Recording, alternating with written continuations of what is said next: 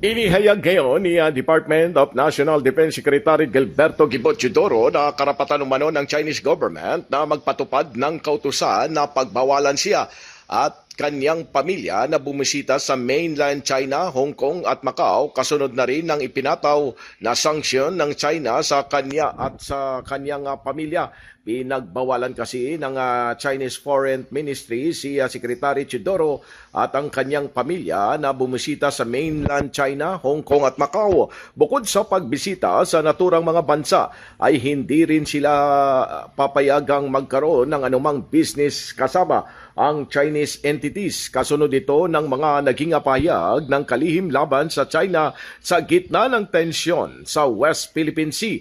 Giit pa ni Secretary Chidoro na itutuloy-tuloy niya lang na gagawin ang kanyang tungkulin at itataguyod ang Pilipinas sa harap ng mga kasamaan na ginagawa ng mga ito dito at maging sa karagatan ng bansa.